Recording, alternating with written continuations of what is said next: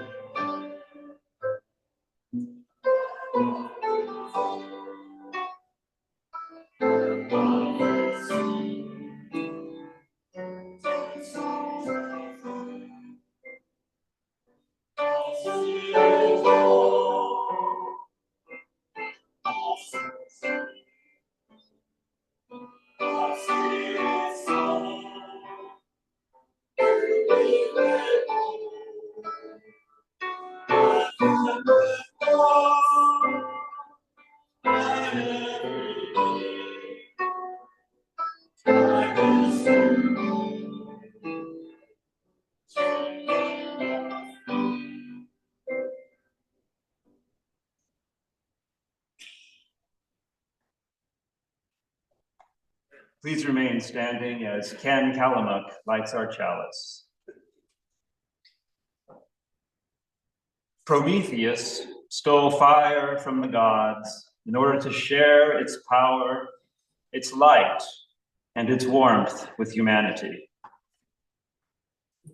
As we light this chalice, let us be reminded of the light and warmth that dwells within us and of our sacred obligation to share it with the world.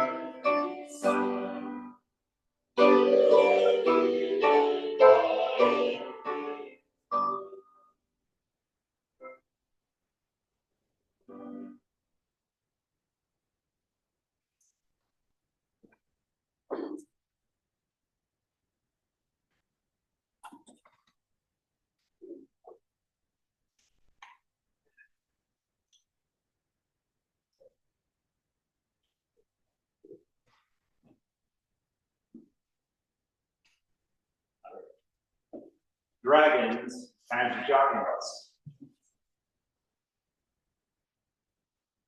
Frog and Toad were reading a book together. "The people in this book are brave," said Toad. "They fight dragons and giants, and they are never afraid." "I wonder if we are brave," said Frog. Frog and Toad looked into a mirror. "We look brave," said Frog. "Yes, but are we?" asked Toad.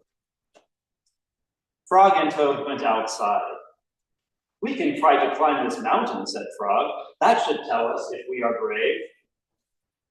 Frog went leaping over rocks, and Toad came puffing up behind him. They came to a dark cave. A big snake came out of the cave. "Hello, lunch," said the snake when it saw Frog and Toad. It opened its wide mouth. Frog and Toad jumped away. Toad was shaking. "I am not afraid," he cried. They climbed higher, and they heard a loud noise. Many large stones were rolling down the mountain. "It's an avalanche," cried Toad. Frog and Toad jumped away. Frog was trembling. "I am not afraid," he shouted. They came to the top of the mountain. The shadow of a hawk fell over them. Frog and Toad jumped under a rock. The hawk flew away. "We are not afraid!" screamed Frog and Toad at the same time. Then they ran down the mountain very fast. They ran past the place where they saw the avalanche. They ran past the place where they saw the snake. They ran all the way to Toad's house. "Frog, I am glad to have a brave friend like you," said Toad. He jumped into the bed and pulled the covers over his head. "And I am happy to know a brave person like you, Toad," said Frog. He jumped into the closet and shut the door. Toad stayed in the bed, and Frog stayed in the closet. They stayed there for a long time, just feeling very brave together. The end. Thank you for listening.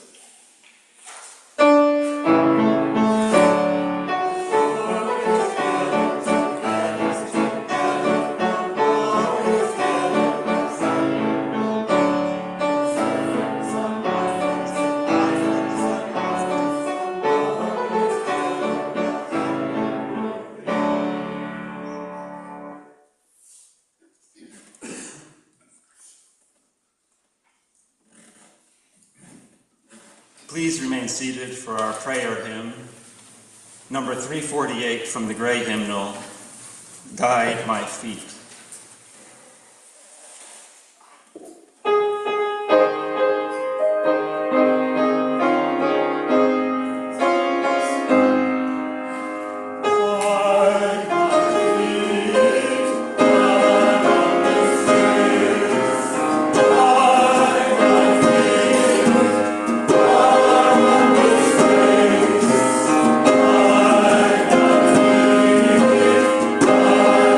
Thank you.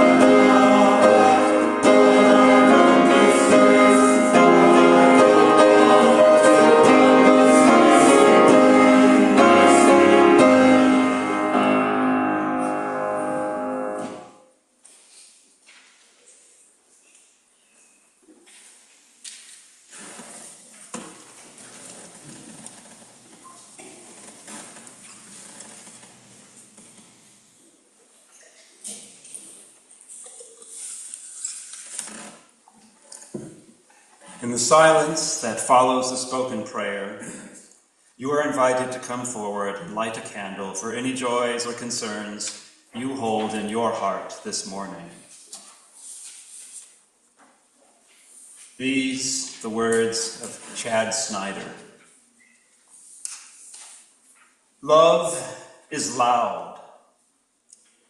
Love, says the Old Covenant, is the spirit of this church. Love, the spirit of our church. I hope so, because love has things to say. Love is joy and laughter, giggles and silly songs. But love speaks to the real pain in the world.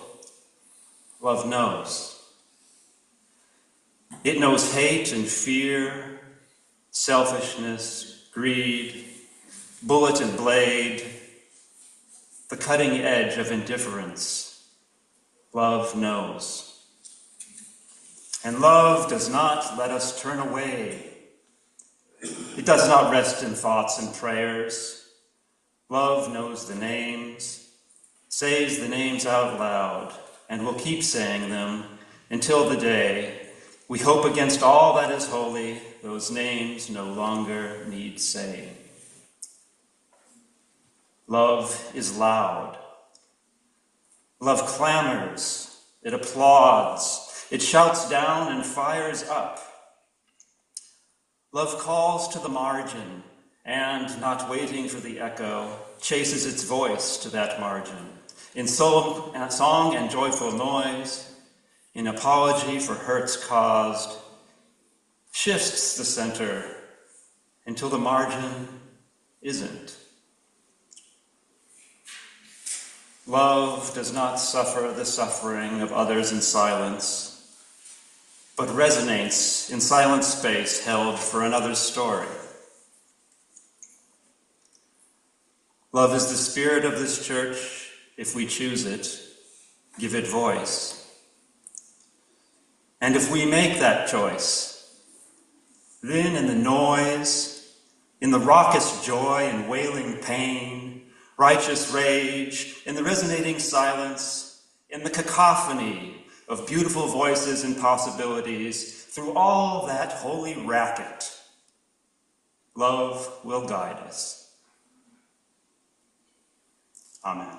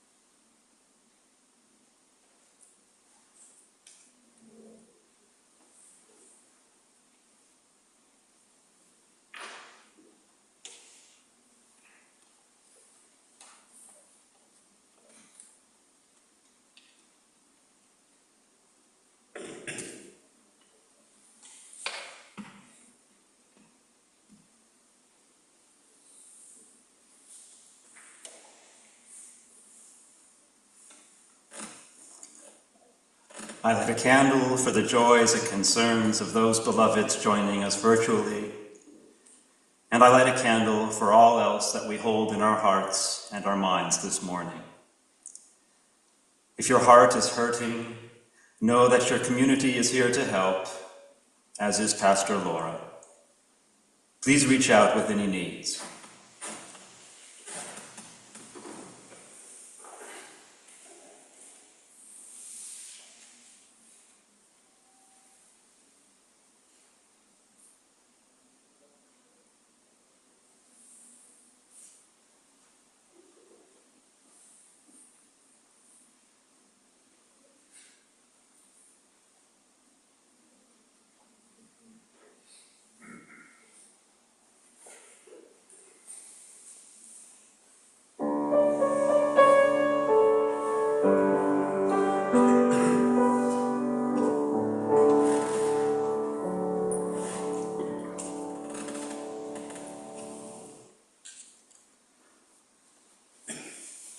Offertory reading number 674 in the Gray Hymnal by Brandon Lovely states, "Let there be an offering to sustain and strengthen this place, which is sacred to so many of us, a community of memory and of hope, for we are now the keepers of the dream." In this reading, the invocation of memory reminds us of our past heritage and what we have received from those who came before us. And the invocation of hope reminds us of our responsibility to our future heritage and what we will pay forward to those who will follow us. Let us be mindful of these things during today's offering and in future offerings. For indeed, we are the receivers, we are the keepers, and we are the givers of the dream. For those of you watching the service online, you may contribute to a virtual offering plate using the Donate button on our website, or by mailing a check to the church office. I invite the ushers forward to receive the offering.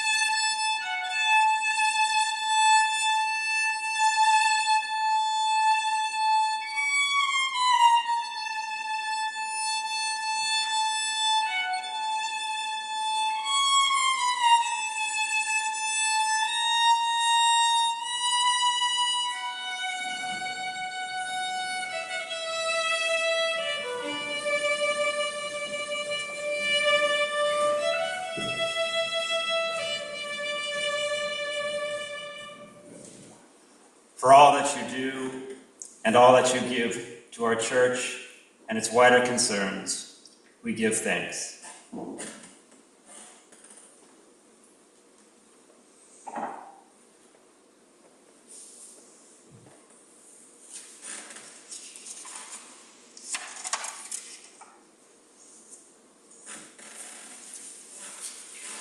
This first reading this morning comes from the novel East of Eden by John Steinbeck. I believe there are monsters born in the world to human parents. Some you can see, misshapen and horrible, with huge heads or tiny bodies. Some are born with no arms, no legs, some with 3 arms, some with tails or mouths in odd places. They are accidents, and no one's fault, as used to be thought. Once they were considered the visible punishments for concealed sins. And just as there are physical monsters, can there not be mental or psychic monsters born? The face and body may be perfect, but if a twisted gene or a malformed egg can produce physical monsters, may not the same process produce a malformed soul?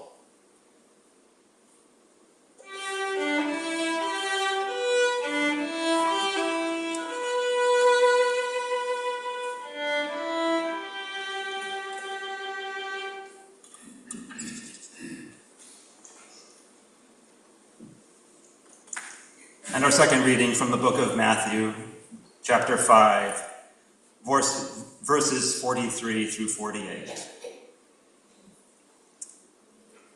Ye have heard it said, Thou shalt love thy neighbor and hate thine enemy. But I say unto you, love your enemies. Bless them that curse you. Do good to them that hate you, and pray for them which despitefully use you and persecute you, that ye may be the children of your God which is in heaven. For God maketh the sun to rise on the evil and the good, and sendeth rain on the just and on the unjust. For if ye love them which love you, what reward have ye? Do not even the publicans the same? And if ye salute your brethren only, what do ye more than others? Do not even the publicans so? Be ye therefore perfect, even as your God which is in heaven is perfect.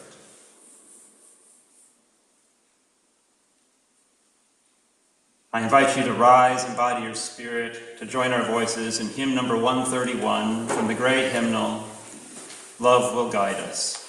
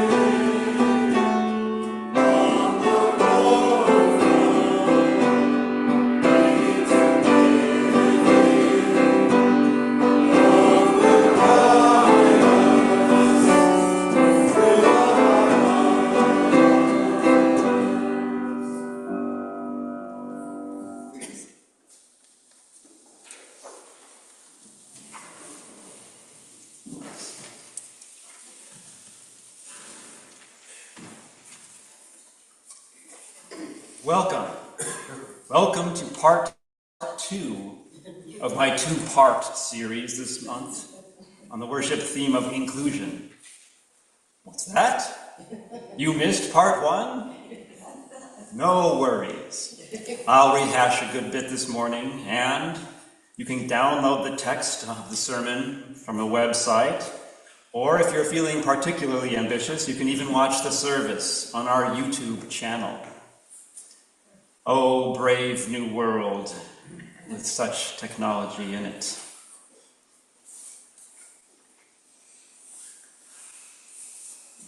I'm going to begin today by explaining today's sermon title, Dancing with Monsters. The last time I was in the pulpit, I shared these words of Verna Myers. Diversity is being invited to the party. Inclusion is being asked to dance.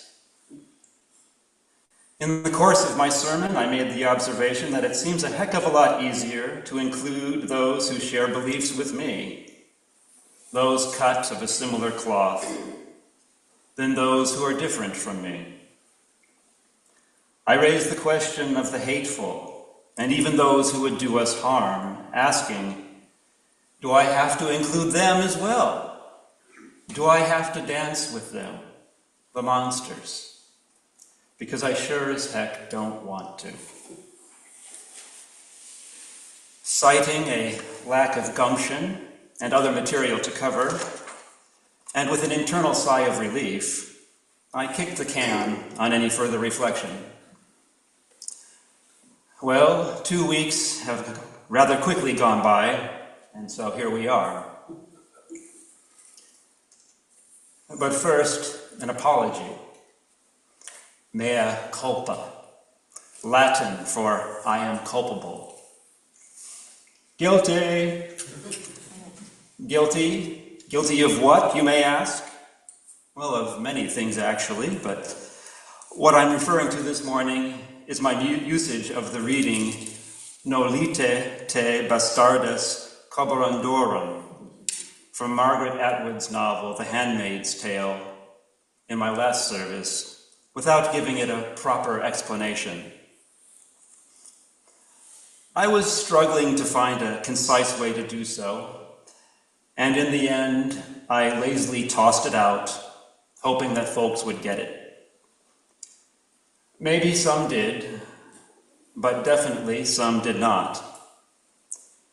And so, ironically, during a sermon about the importance of inclusion, I managed to exclude folks.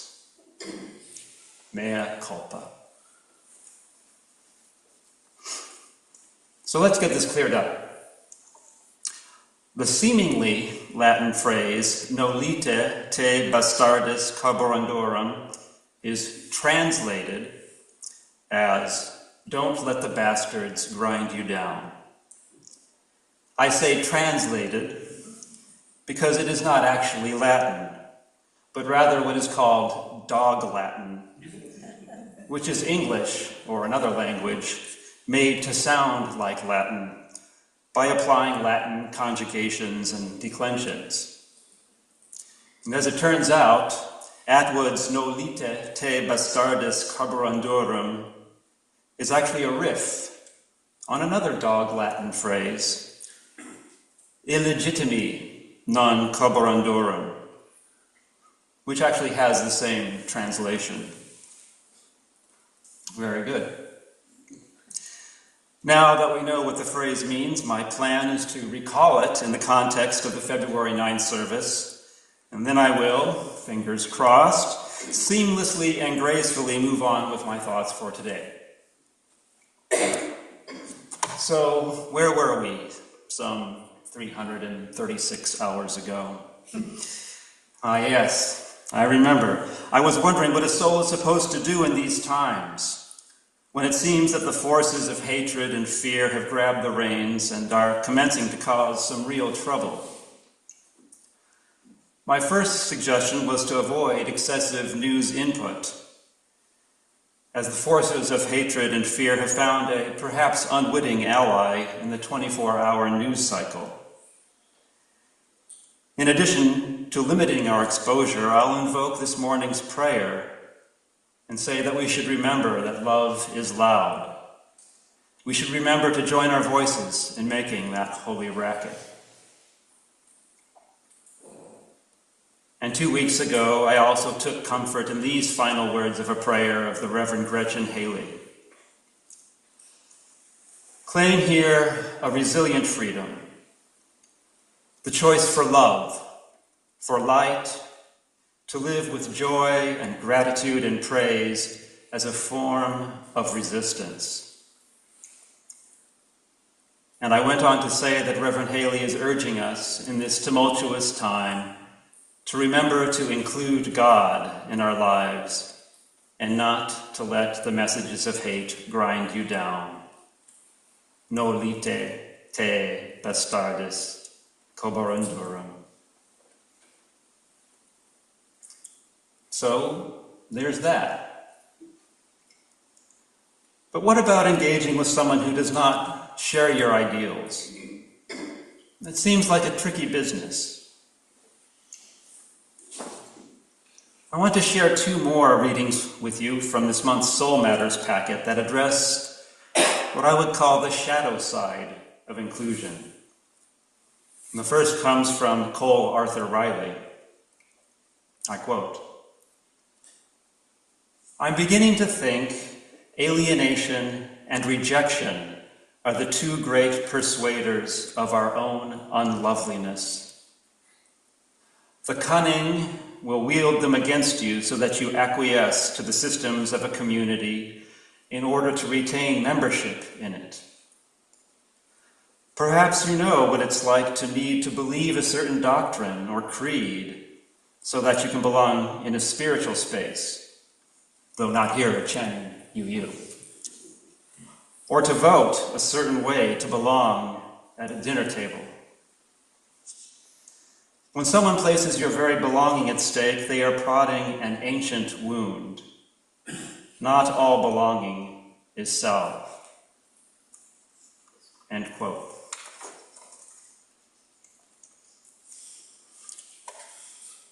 And this, from an engaging, entertaining, and very interesting 13-minute and 42-second TED Talk titled "Birds Aren't Real? How a Conspiracy Takes Flight" by Peter McKindo. Again, I quote, What if by talking to conspiracy theorists like they're ignorant and stupid, we're actually pushing them farther away from the truth that we want them to see? Because what happens when someone tells you that you're stupid, you're wrong, you're the problem? You'll feel judged and dismissed.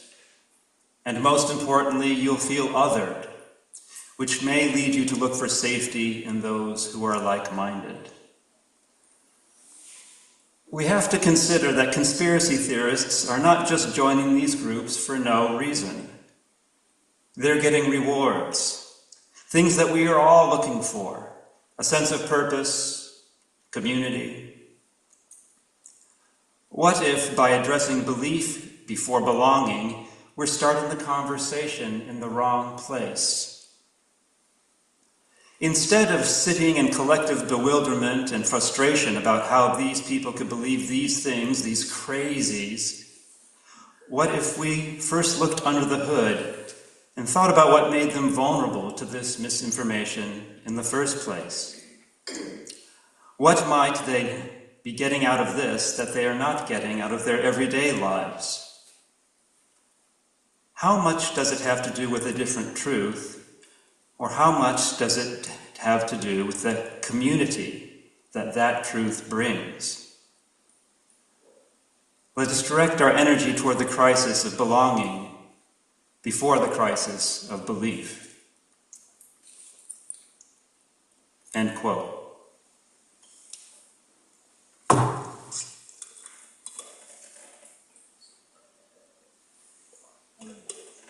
So what are my takeaways from these readings?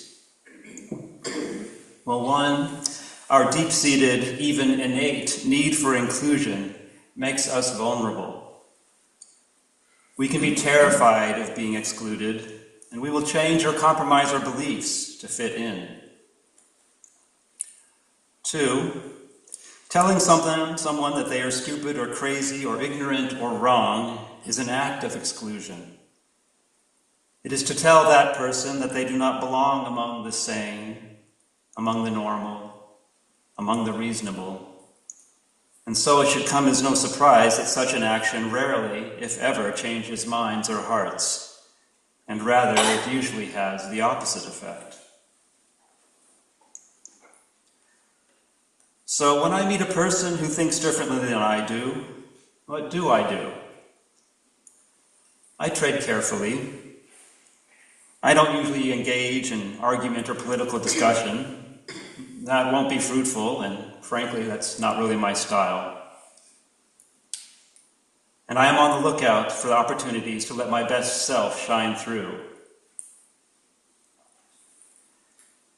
In the end, I think it is good for my mental health to assume that most of those whom I perceive as haters or crazies are actually decent people who are scared and, like all humans, have a deep-seated need to belong, to be included. But what about someone who may mean you harm? This seems like an even trickier business. There are people who crave only power and cruelty, people without conscience and without compassion. Should I widen my circle to include them? Should I dance with them? Can I? For me, the short and honest answer is I don't know. Frog and Toad did face real danger on their mountain climb, and I don't think they were wrong to run home and be afraid for a while. I don't know. But I do have another favorite story about monsters. It comes from John Steinbeck's novel, East of Eden. This morning's first reading comes from the introduction to the novel's major character, Kathy Ames. She is bad. Really bad. Really, really bad. Steinbeck does an incredible job of portraying her as a brilliant and malformed soul who has no ability to love. Here are this morning's talking points about Kathy Ames, but I'll warn you, it's just the tip of the iceberg. As an adolescent, she murders her parents by locking them in the house while they sleep and then setting the house on fire. As a young woman, she falls in with a whoremaster named Mr. Edwards, who eventually becomes suspicious of her, investigates her past, and beats her severely, leaving her to die on the road. There, she is found by the novel's protagonist, Adam Trask. Adam nurses her back to life, marries her, and impregnates her with twins. Remaining married and raising children are not part of Kathy Ames' plans, and just weeks after the infants are born, she announces her intention to leave. When Adam tries to stop her, she shoots him in the shoulder and vanishes from his life. She joins up with and then eventually runs a local house of ill repute, and brutally so.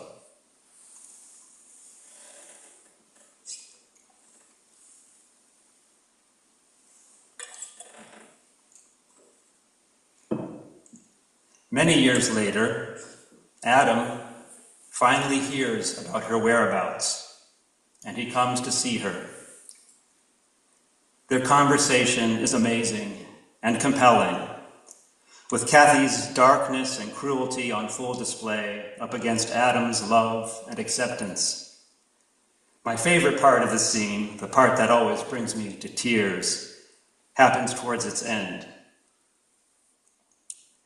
Kathy, thinking that she will destroy his soul, reveals to Adam that his brother Charles may be the actual father of his children.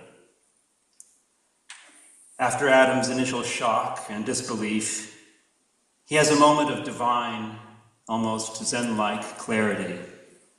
I quote, "It wouldn't matter, even if it were true," he said. "It wouldn't matter at all." And suddenly he laughed because he knew this was so. End quote. The moment is also an acknowledgement of love for Adam's brother Charles, which makes this moment even more moving to me. Needless to say, Kathy does not react well. And when she responds by declaring her hatred for him, Adam again says, "It doesn't matter. It doesn't matter at all. And do you know, I loved you better than anything in the world? I did. It was so strong that it took quite a killing."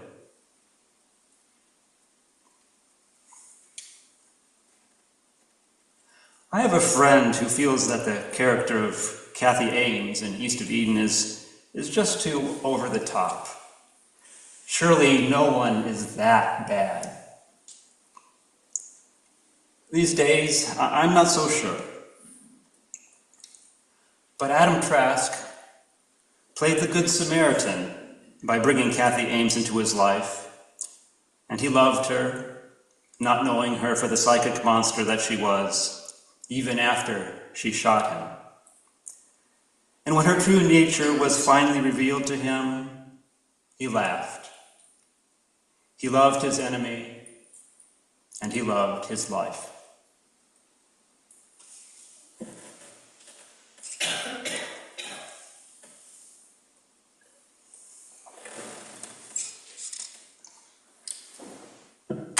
But I say unto you, love your enemies. Bless them that curse you. Do good to them that hate you, and pray for them which despitefully use you and persecute you. Love your enemies. The iconic words of Jesus from the iconic Sermon on the Mount. This is inclusion with a capital I. Inclusion writ large.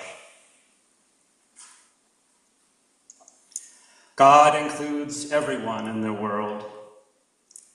To love only your brethren, your family, your clan is not enough. Even the publicans, those Jews who collected taxes for the Romans, did that.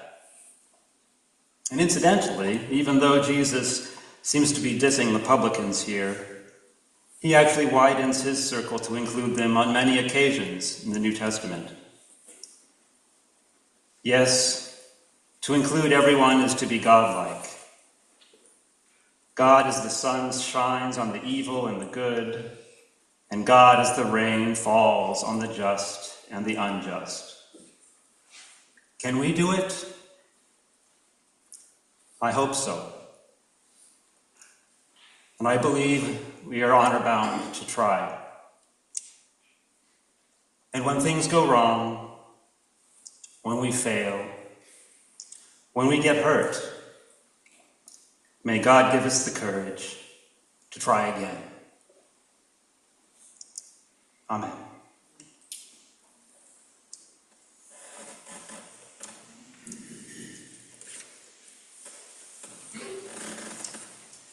Please rise and by your spirit to join our voices in hymn number 1057 from the Teal hymnal, Go Lift It Up.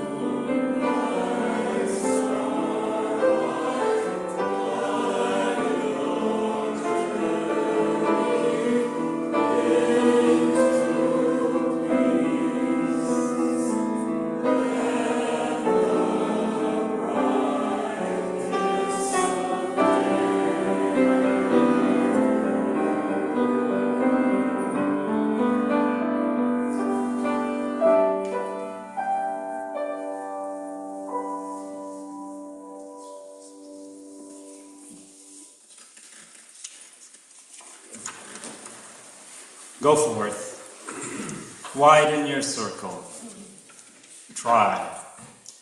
If you succeed, try again. If you fail, try again. For as you try, the Spirit of God will be with you, always. Go in peace, and amen.